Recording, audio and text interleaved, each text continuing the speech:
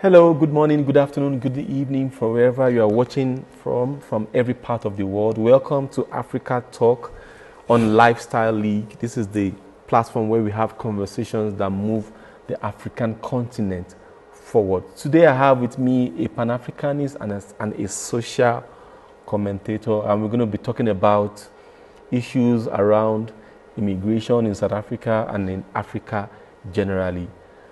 My guest today is Mr. Patrick Mashabela.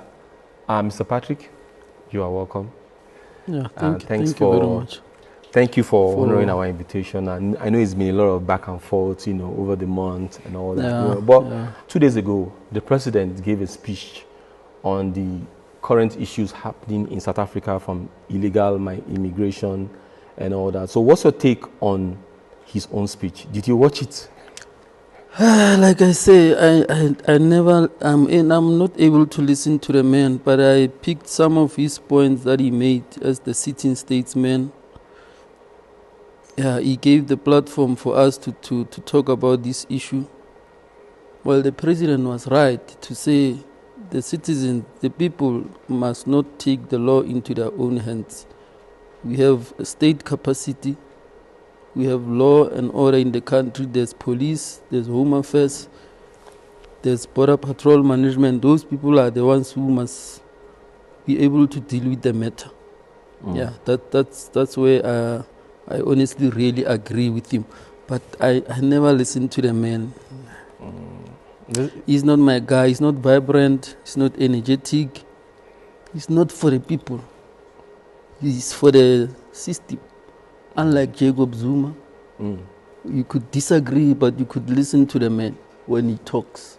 He's got that charisma. Those are the kind of leaders we want in society, especially the black masses. Your leaders like Julius. Unfortunately, the system don't want to give us such people.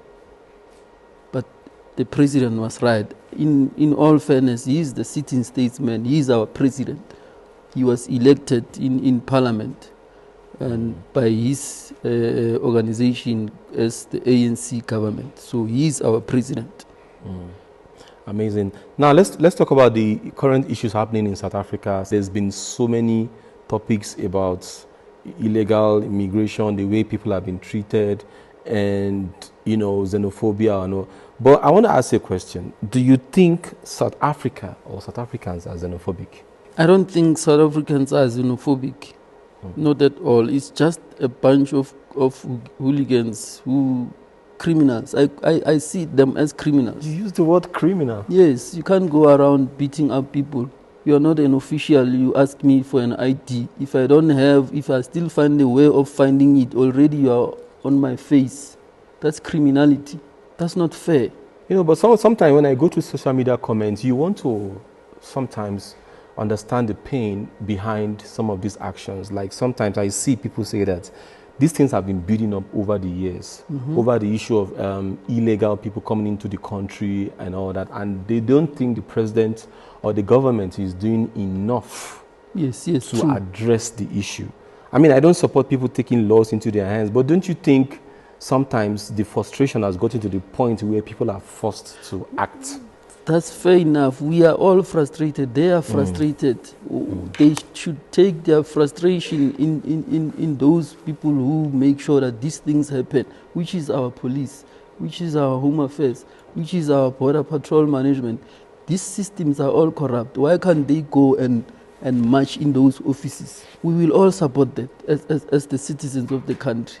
But to knock at someone's door and say, let's see papers, that's anarchist. Somehow they even use tribalism when they go around doing these things, because South Africans also are found wanting in this issue.